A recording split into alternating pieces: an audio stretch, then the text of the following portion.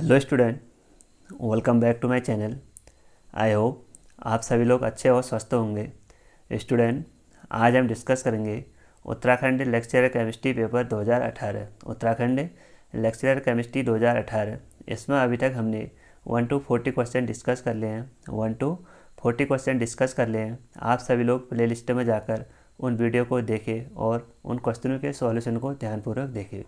तो आज हम डिस्कस करेंगे 41 to 50 क्वेश्चन। 41 to 50 क्वेश्चन, ये सभी क्वेश्चन हमारे फिजिकल केमिस्ट्री के हैं। ये सभी क्वेश्चन हमारे फिजिकल केमिस्ट्री के हैं। आप सभी लोग इन क्वेश्चनों को ध्यानपूर्वक कीजिए और इस वीडियो को ज़्यादा से ज़्यादा अपने दोस्तों के साथ शेयर करें। ज़्यादा से ज़्यादा अपने दोस्तों के साथ शेयर कीजिए। और स्टूडेंट, इस सीरीज़ को हमने नाम दिया था टारगेट प्रवक्ता सीरीज़, क्योंकि हमारा टारगेट ये होना चाहिए कि जो अगला हमारा प्रवक्ता का एग्ज़ाम आ रहा है उसको क्रैक करना। जो अगला प्रवक्ता का एग्ज़ाम आ रहा है उसको क्रैक करना, तो उसी को ध्यान में रखते हुए यह सीरीज़ बनाई गई है। तो आप सभी लोग इस सीरीज़ को ज़्यादा से ज़्यादा फॉलो करें और अपने दोस्तों को भी ज़्यादा से ज़्यादा इस वीडियो को शेयर करें। तो आइए डिस्कस करते हैं आज के क्वेश्चन को। फर्स्ट क्वेश्चन है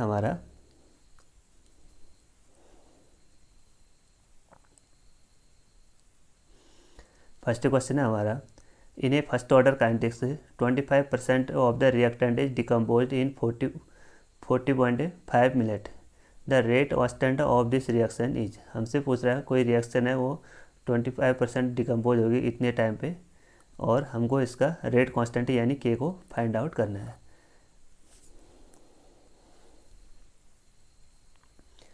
यहाँ पे रिएक्शन दी है हमको फर्स्ट ऑर्डर वाली। तो फर्स्ट ऑर्डर के लिए इंटीग्रेशन वाला इक्वेशन होता है, इंटीग्रेशन रेट लॉ होता है हमारा k is equal to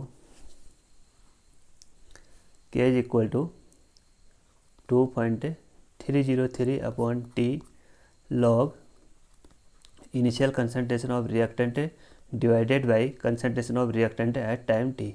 initial concentration मतलब जो पहले से प्रेजेंट है, और फाइनल कंसंट्रेशन में से जो उस इनिशियल कंसंट्रेशन में से डिकम्पोज होने के बाद जो प्रेजेंट रह रहा है उसको बोलेंगे हम फाइनल कंसंट्रेशन। यहाँ पे हमको इनिशियल कंसंट्रेशन हम 100 अज्यूम करेंगे, यानी ए नोट कितना अज्यूम करेंगे हम,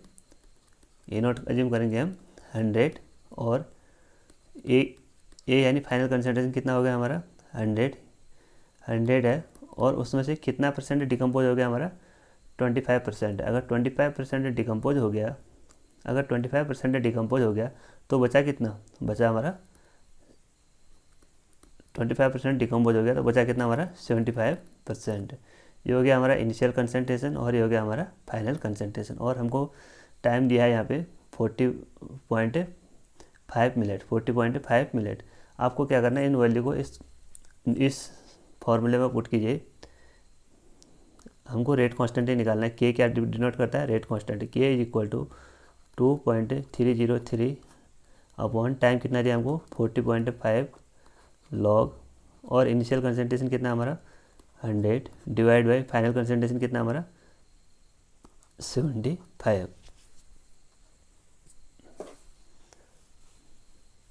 तो जब हम इसको कैलकुलेट करेंगे तो के, और यहाँ पे स्टूडेंट देखिए यहाँ पे हमको log 75 की वैल्यू दिया है। ये हमारा log बेस 10 है यहाँ पे, ठीक है। इसको यहाँ पे ऐसे लिखा है log base 10 75 is equal to 1.8751। यहाँ पे हमको log 75 की वैल्यू दिया है, जो कि यहाँ पे अभी हम पुट करेंगे। तो यहाँ पे देखो, जब k इज इक्वल टू, इसको जब हम डिवाइड करेंगे तो ये कितना जाएगा 0.0568 इंटू log 100 माइनस log 75, ठीक है। तो यहाँ पे आएगा देखो k इज इक्वल टू 0.0568, और log 100 की वैल्यू होती है हमारी 2, क्योंकि देखो log 10 की वैल्यू होती है हमारी, log 1 की वैल्यू होती है हमारी 0, और log 10 की वैल्यू होती है हमारी 1, log 100 की वैल्यू होती है हमारी 2। तो ये हो गया हमारा 44 इंटू 2 माइनस, और log 75 की वैल्यू हमको यहाँ पे दी है, कितनी है वो 1.785 1.78 1.875। जब हम इसको कैलकुलेट करेंगे, इसको रफ कर लेते हैं।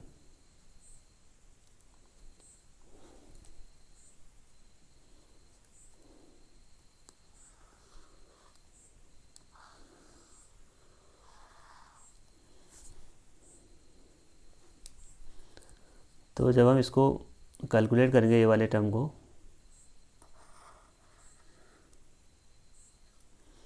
तो ये आएगा हमारा k इक्वल टू 0.0568 इंटू, जब हम इसको 2 में से इसको माइनस करेंगे तो कितना बचेगा, ये बचेगा हमारा 0.13। जब हम इसको कैलकुलेट करेंगे तो इसकी वैल्यू आएगी हमारी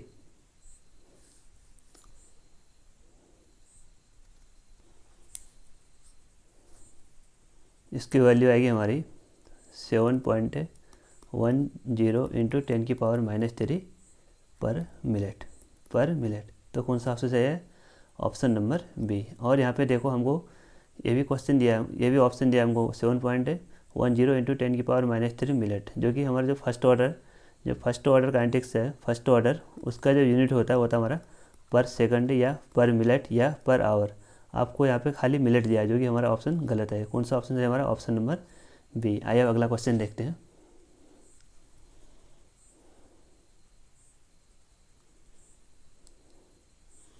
अगला क्वेश्चन है हमारा सॉलिड स्टेट से है। In the primitive cubic unit cell the radius of the atom r is related to the side of the cubic unit cell. हमको यहाँ पे क्यूबिक यूनिट सेल के जो रेडियस और एज लेंथ होते हैं उसके बीच में हमको रिलेशन बताना है। यहाँ पे हम सबसे पहले आपको प्रिमिटिव क्यूबिक यूनिट सेल दिखाएंगे।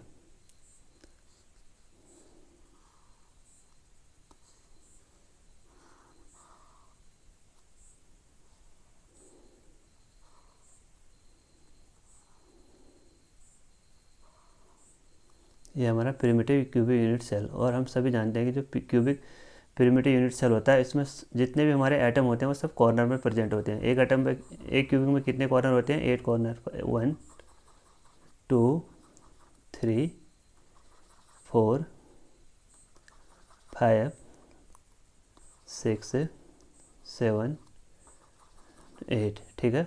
और यहाँ से यहाँ तक की जो लेंथ होती है वो होती है हमारी एज लेंथ, इसको बोलते हैं हम एज लेंथ। ये होती है हमारी ए। सब में क्या होगी, इक्वल होगी। यहाँ से भी यहाँ ए, यहाँ से भी यहाँ ए, यहाँ से भी यहाँ ए, यहाँ से भी यहाँ ए। जितने भी हमारे एटम है उन सबके लिए क्या होगी, ए होगी। और यहाँ पे क्या होता है, एटम का साइज क्या होता है हमारा, एक क्यूब में 2 एटम आएंगे ऐसे। और जब हम इसको अलग से शो करेंगे तो यहाँ पे देखो,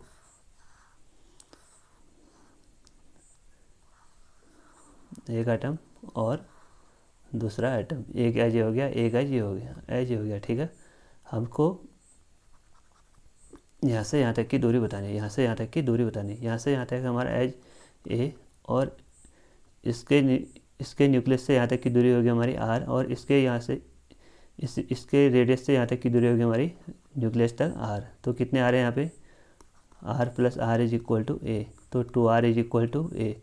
तो r is equal to a/2 हमको यही बताना है। तो कौन से ऑप्शन में सही है, ऑप्शन नंबर डी में। यहाँ पे ये ऑप्शन में है, यानी r is equal to a/2, ठीक है। आइए अगला क्वेश्चन देखते हैं।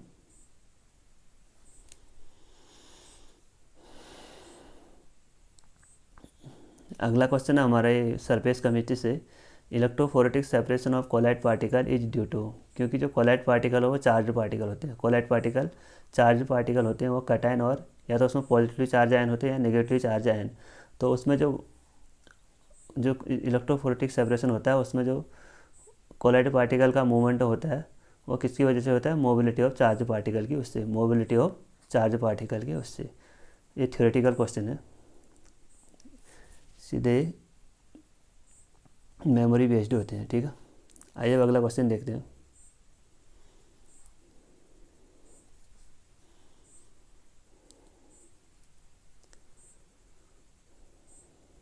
अगला क्वेश्चन है हमारा, at a constant temperature which pair of solution given below is isotonic. ये हमारे सॉल्यूशन चैप्टर से है। आइसोटोनिक क्या होता है, जब दो सॉल्यूशन का ऑस्मोटिक प्रेशर सेम होता है, one osmotic pressure of the two solution is same at given temperature, तो उसको बोलते हैं हम आइसोटोनिक। एक होता है हमारा हाइपरटोनिक। हाइपरटोनिक में होता है कि एक सॉल्यूशन का ऑस्मोटिक प्रेशर ज़्यादा होगा और दूसरे का कम होगा। और एक को बोलते हैं हम हाइपोटोनिक। हाइपोटोनिक में क्या होता है, एक का कम होगा एक का ज़्यादा होगा। दोनों हाइपोटोनिक और हाइपरटोनिक एक दूसरे से रिलेट करके देख लोगे आप। इसमें हमारा आइसोटोनिक क्या है, जब दो सॉल्यूशन का ऑस्मोटिक प्रेशर सेम है तो उसको बोलते हैं हम isotonic. Pi is equal to CRT होता है हमारा ऑस्मोटिक प्रेशर का फॉर्मूला। सपोज यहाँ पे हमारा कंसंट्रेशन भी कांस्टेंट है और इसके आर की वैल्यू भी और टेम्परेचर भी। तो यहाँ पे हो गया हमारा सपोज 2 मॉलिक्यूल के लिए, 2 कंपाउंड के लिए पाई 1 इज इक्वल टू पाई 2, ठीक है। आइसोटोनिक में क्या है, दो कंपाउंड का यानी दो सॉल्यूशन का ऑस्मोटिक प्रेशर सेम है। तो हमको बताना है कि कौन से ऑप्शन में दो सॉल्यूशन का ऑस्मोटिक प्रेशर सेम होगा। यहाँ पे दिया हमको 0.1 molar sodium chloride and 0.1 molar Na2SO4। यहाँ पे हमको देखना है कि क्योंकि ये जो ऑस्मोटिक प्रेशर है कि हमारी क्वालिटेटिव प्रॉपर्टी है। क्वालिटेटिव प्रॉपर्टी किस में डिपेंड करते हैं, हमारी नंबर ऑफ पार्टिकल पे। जितने ज़्यादा नंबर ऑफ पार्टिकल होंगे उसका ऑस्मोटिक प्रेशर भी उतना ही ज़्यादा होगा। तो यहाँ पे हमको बताना है कि इन दो सॉल्यूशन का ऑस्मोटिक प्रेशर सेम होगा। यहाँ पे NaCl को अगर हम डिसोसिएट करेंगे तो ये डिसोसिएट हो गया हमारा Na+Cl, तो इसकी वैल्यू आएगी हमारी 2। और जो Na2SO4 है, जब इसको डिसोसिएट करेंगे तो इसकी वैल्यू आएगी हमारी 2Na+SO4 -2। ये हो गई 2 + 1 = 3। यहाँ पे इसकी वैल्यू 2 आ रही, यहाँ पे इसकी वैल्यू 3 आ रही, जो कि ये वाला ऑप्शन तो नहीं है। यहाँ पे 2, यहाँ पे 3। और सेकंड में देखो यूरिया क्या हमारा एक नॉन इलेक्ट्रोलाइट है, ये डिसोसिएट नहीं होता है, तो इसकी वैल्यू होती है हमारी 1। और यहाँ पे भी यूरिया की वैल्यू होगी 1। यहाँ पे सोडियम क्लोराइड किस में डिसोसिएट हो गया हमारा, sodium ion plus chloride ion, तो इसकी वैल्यू होगी हमारी 2। और मैग्नीशियम क्लोराइड किस में डिकम्पोज होगा हमारा, ये हो गया हमारा मैग्नीशियम 2+ Cl। तो यहाँ पे मैग्नीशियम के 1 और क्लोरीन के 2, ये हो गया हमारे 3। और यहाँ पे 1 और 3, ये भी रेशियो हमारा सेम नहीं है। और लास्ट ऑप्शन में देखो, ये हमारा CaNO3 का होल ट्वाइस। जब हम इसको डिसोसिएट करेंगे तो इसकी वैल्यू आएगी हमारी Ca+2 + 2NO3, ठीक है, 2NO3।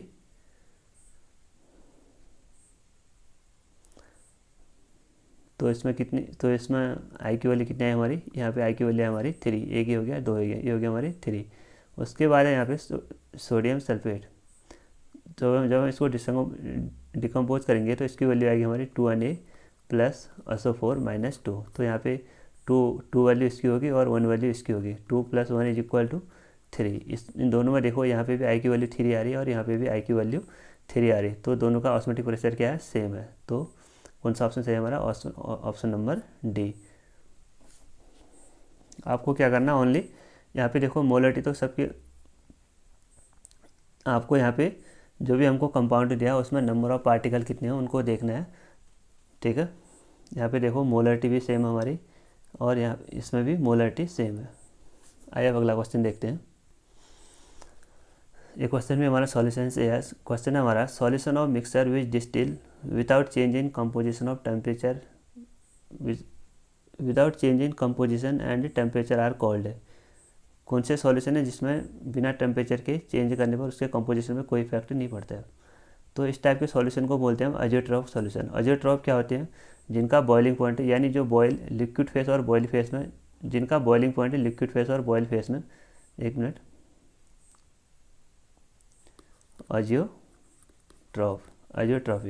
अजियोट्रॉपिक क्या होते हैं, जिनका बॉइलिंग पॉइंट है लिक्विड फेस और गैस फेस में इक्वल रहता है, गैस फेस और लिक्विड फेस में सेम रहता है, उसको बोलते हैं हम अजियोट्रॉप। और हम इसको फ्रैक्शनल डिस्टिलेशन से सेपरेट नहीं कर सकते हैं, इन कंपाउंडों को फ्रैक्शनल डिस्टिलेशन से सेपरेट नहीं कर सकते हैं। और जो अजियोट्रॉप, ये नॉन आइडियल सॉल्यूशन शो करते हैं, ये नॉन आइडियल सॉल्यूशन शो करते हैं।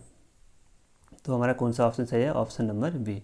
ऑजिट्रॉप क्या है? जिनका बॉइलिंग पॉइंट लिक्विड फेस और गैस फेस में सेम होता है, और हम इन अजियोट्रोपिक सॉल्यूशन को फ्रैक्शनल डिस्टिलेशन से सेपरेट नहीं कर सकते हैं। ठीक है, आइए अगला क्वेश्चन देखते हैं।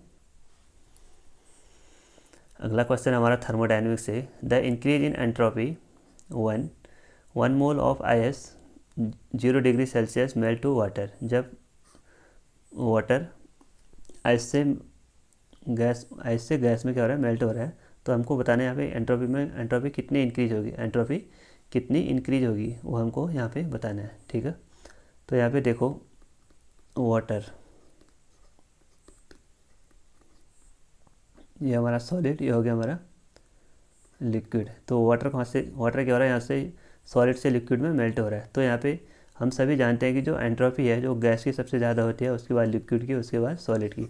तो यहाँ पे क्या हो रही है? हमारी एंट्रोपी इंक्रीज हो रही है। यहाँ पे एंट्रोपी इंक्रीज हो रही है। अब हमको बताना है कि इसमें कितनी एंट्रोपी इंक्रीज तो हो रही है, बट हमको ये बताना है कि एंट्रोपी कितनी इंक्रीज होगी जब उसमें 1 मोल आइस क्या होगा? हमारा मेल्ट होगा 0 डिग्री सेल्सियस पर। तो हमको यहाँ पे लेटेंट हीट ऑफ फ्यूजन की वैल्यू दी है, और ये हमको 80 कैलोरी पर ग्राम। तो इसके लिए हम एंट्रोपी का फॉर्मूला लगाएंगे। एंट्रोपी डेल्टा एस बराबर होता है हमारा डेल्टा एच, यानी latent heat of fusion upon temperature. इसकी वैल्यू कितनी दी हमको? लेटेंट हीट ऑफ फ्यूजन की 80 कैलोरी पर ग्राम अपॉन टेम्परेचर कितना हमारा? 0 डिग्री सेल्सियस। यानी जब हम इसको कैलोरी में चेंज करेंगे तो कितनी आएगी इसकी वैल्यू? इसकी वैल्यू आएगी 273। तो यहाँ पे हमको जो वाटर है, मोल को किस में कन्वर्ट करना है? हमको मोल को ग्राम में कन्वर्ट करना है। तो वाटर है हमारा H2O का हमारा 1 मोल में कितने ग्राम होते हैं इसके? 18 ग्राम। तो 80 इंटू 18 डिवाइड बाई 2.273। जब हम इसको कैलकुलेट करेंगे तो इसकी वैल्यू कितनी आएगी हमारी? इसकी वैल्यू आएगी हमारी 5.275 कैलोरी पर ग्राम। इतनी एंट्रोपी क्या हो रही है हमारी? इतनी एंट्रोपी हमारी इंक्रीज हो रही है। तो कौन सा ऑप्शन में है? ऑप्शन नंबर, एक मिनट, 80 इंटू 18 डिवाइड बाई 273, यहाँ पे हो गया। इसको हमने ग्राम में लिया था, तो ग्राम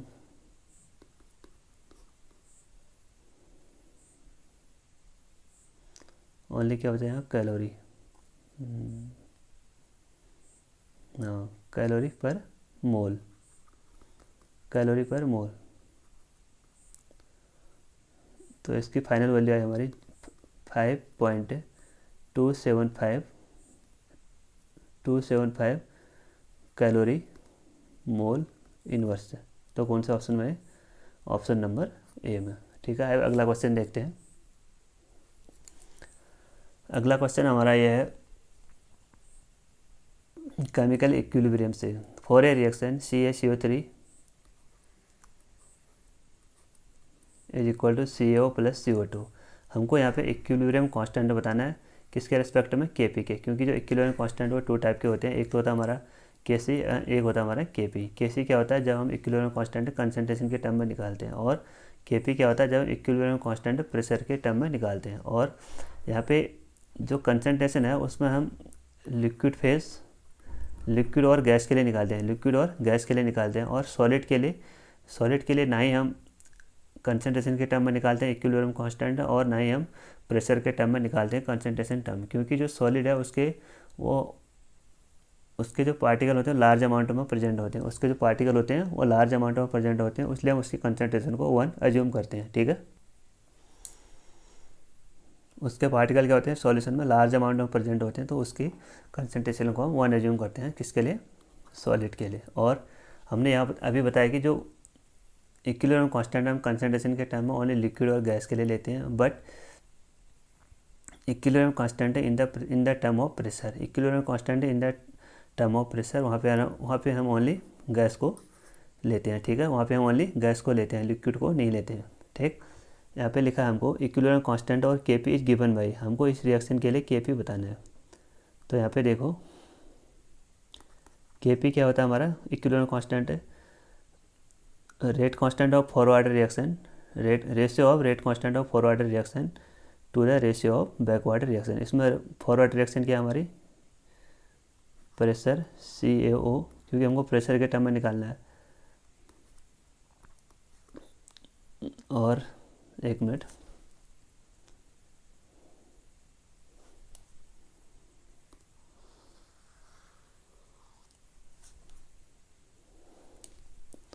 अभी मैंने बताया कि आपको जो इक्विलिब्रियम कांस्टेंट होता है in the term of pressure, उसमें हम ओनली गैस टर्म को इंक्लूड करते हैं, ओनली गैस टर्म को इंक्लूड करते हैं, उसमें सॉलिड और लिक्विड को हम इंक्लूड नहीं करते हैं।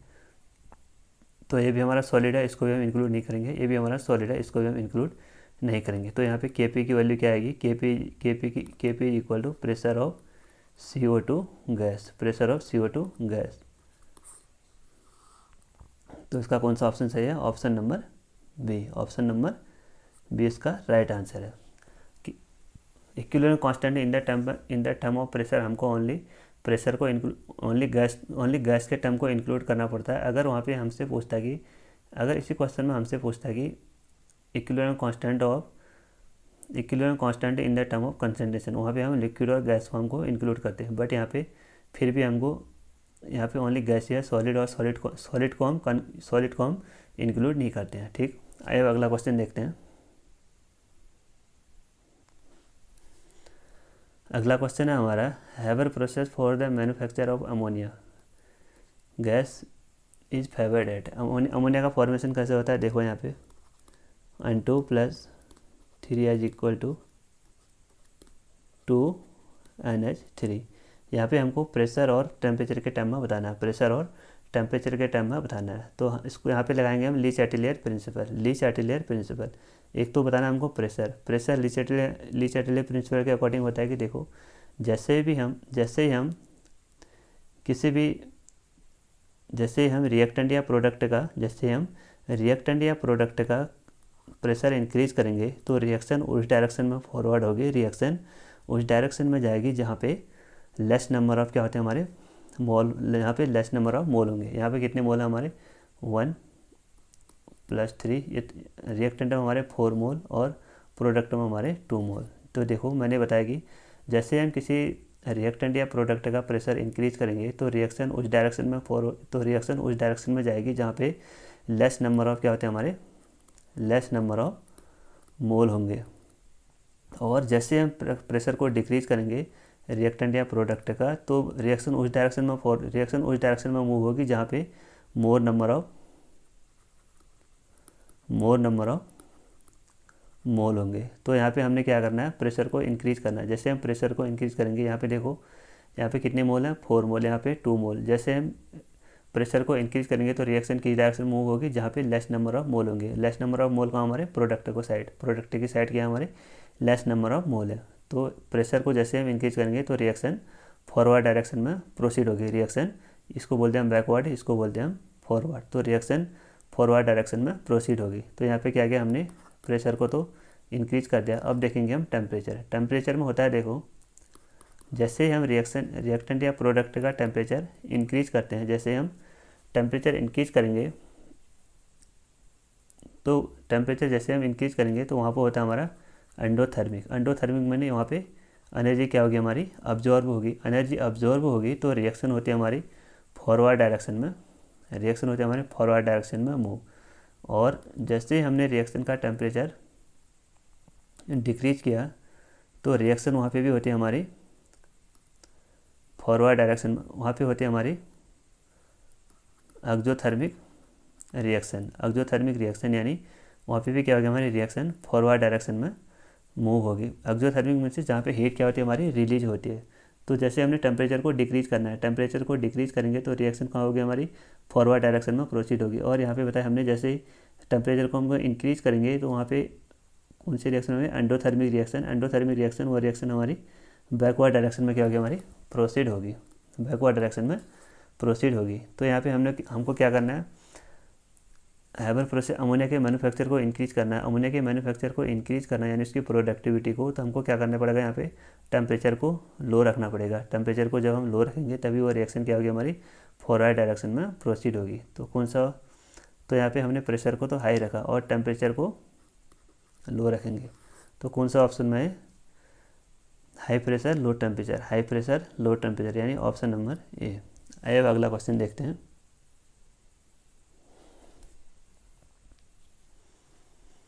अगला क्वेश्चन है हमारा, which of the following condition is incorrect for an ideal solution. हमको यहाँ पे आइडियल सॉल्यूशन के कुछ कंडीशन दिए हैं, हमको ये बताने की कौन से कंडीशन आइडियल सॉल्यूशन को फॉलो नहीं करते हैं। आइडियल सॉल्यूशन क्या होते हैं, जो राउल्ट लॉ को फॉलो करते हैं। और आइडियल सॉल्यूशन में देखो कुछ कंडीशन होते हैं, जैसे यहाँ पे हीट ऑफ मिक्सिंग क्या होती है हमारे आइडियल सॉल्यूशन के लिए 0 होती है, और वॉल्यूम ऑफ मिक्सिंग ये भी क्या होती है हमारी 0 होती है। और जो एंट्रोपी होती है रेंडमनेस यानी एंट्रोपी ऑफ मिक्सिंग वो क्या होती है हमारे ऑलवेज ग्रेटर देन 1 होती है।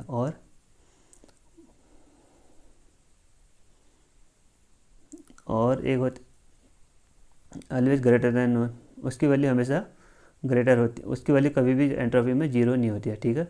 और एक होती है हमारी गिब्स फ्री एनर्जी यानी mixing of Gibbs free energy, उसकी वैल्यू होती है हमेशा 0 से, उसकी वैल्यू होगी हमेशा 0 से 1, उसकी वैल्यू होगी हमेशा 0 से कम, उसकी वैल्यू होगी हमेशा 0 से कम। तो यहाँ पे देखो हीट ऑफ मिक्सिंग क्या हमारी 0 और वॉल्यूम ऑफ मिक्सिंग क्या हमारी 0, entropy of mixing always greater than 1 या ऑलवेज ग्रेटर देन 0 या 1 से ग्रेटर होगी। और जो गिब्स फ्री एनर्जी यानी डेल्टा जी मिक्सिंग, उसकी वैल्यू क्या हमारी ऑलवेज लेस देन 0। तो यहाँ पे कौन सा, यहाँ पे देखो फर्स्ट ऑप्शन में,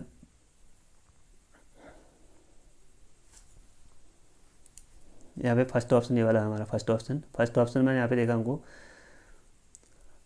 एंट्रोपी, यहाँ पे दिया हमको हीट ऑफ मिक्सिंग तो 0 है तो ठीक है, बट यहाँ पे हमको एंट्रोपी ऑफ मिक्सिंग में भी 0 दिया है, जो कि एंट्रोपी ऑफ मिक्सिंग क्या होती है हमारी ऑलवेज 0 से बड़ी होती है, तो कौन सा ऑप्शन से हमारा ऑप्शन नंबर ए क्या हमारा राइट आंसर है। और जो भी ऑप्शन दिए वो सही है, जैसे हीट ऑफ मिक्सिंग 0 ये ठीक है, और entropy of mixing greater than 0 ये भी ठीक है, ग्रेटर देन 0, और volume of mixing is equal to 0 और entropy of mixing greater than 0 ये भी ठीक है, और volume of mixing greater equal to 0 और heat of mixing equal to 0। ये तो हमारे आइडियल सॉल्यूशन के राइट कंडीशन है, बट जो ये वाला ऑप्शन है ऑप्शन नंबर ए, ये आइडियल सॉल्यूशन को फॉलो नहीं करता है, ठीक है। आइए लास्ट क्वेश्चन देखते हैं। लास्ट क्वेश्चन हमारा इलेक्ट्रोकेमिस्ट्री का कंडक्टेंस से रिलेटेड है। At 25 degree Celsius the specific conductance of 0.01 molarity aqueous solution of acetic acid is, हमको इतना दिया, इसको एसिटिक एसिड यानी कापा की वैल्यू दी है हमको यहाँ पे 1.63 इंटू 10⁻⁻² सीमेंस पर मीटर एंड, और उसकी मोलर कंडक्टिविटी दी है एट इनफाइनाइट डायलूशन पे इसकी मोलर कंडक्टिविटी दी है, यानी delta M naught is equal to 407.5 into 10⁻⁴। और हमको यहाँ पे बताना है degree of dissociation, degree of dissociation को निकालने का फॉर्मूला होता है, देखो alpha is equal to molar conductance of the given solution, जो कि हमको इस सॉल्यूशन से हम फाइंड आउट करेंगे, divide by molar conductance at infinite dilution, molar conductance at infinite dilution. इस फॉर्मूले से हमको डिग्री ऑफ डिसोसिएशन को निकालना है। तो डिग्री ऑफ डिसोसिएशन को निकालने से पहले हमको निकालना पड़ेगा molar conductance of the solution. Molar conductance of the solution इसका फॉर्मूला होता है delta M is equal to kappa into 1000 divide by molarity, ये हो गया इसका फॉर्मूला। जब हम इस वैल्यू को कैलकुलेट करेंगे, जो भी वैल्यू आएगी उसको हम यहाँ पे पुट कर देंगे, और उसको हम डिवाइड कर देंगे डेल्टा एम नॉट यानी डेल्टा एम नॉट की वैल्यू दी हमको यहाँ पे 407.5 इंटू 10⁻⁻4। इस वैल्यू से हम उसको डिवाइड कर देंगे, जो भी हमारी वैल्यू आएगी। यहाँ पे क्या वैल्यू आएगी हमारी, कापा की वैल्यू क्या हमारी 1.63 इंटू 10⁻⁻2 इंटू 1000 डिवाइड बाई, यहाँ पे मोलरिटी कितनी हमारी 0.01, ठीक है। जब हम इस वैल्यू को यहाँ पे पुट करेंगे, जब इसको यहाँ पे पुट करेंगे तो यहाँ पे देखो alpha is equal to 1.63 into 10⁻⁻2 into 1000 divided by 0.01। और यहाँ पे हमको बताना है यहाँ पे हमको किससे मल्टीप्लाई करना, और यहाँ पे डेल्टा एम नॉट की वैल्यू कितने हमारे यहाँ पे 407 इंटू 407.5 इंटू 10⁻⁻4, ठीक है। जब हम इस पूरी वैल्यू को कैलकुलेट करेंगे, तो इसकी वैल्यू आएगी हमारी 0.040।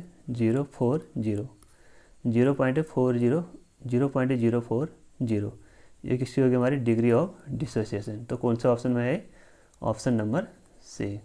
ऑप्शन नंबर सी क्या है इसका राइट आंसर है। तो स्टूडेंट, आज के लेक्चर में हमने 41 से 50 तक क्वेश्चन डिस्कस किए। अब हम ऐसे 10 क्वेश्चन करके डिस्कस करते रहेंगे। तो आप सभी लोग इन क्वेश्चनों के सॉल्यूशन को ध्यानपूर्वक देखें। और तो आज के वीडियो को यहीं पे एंड करते हैं, और इस वीडियो को ज़्यादा से ज़्यादा अपने दोस्तों के साथ शेयर करें, और चैनल पे नए हो तो सब्सक्राइब करें। Thank you.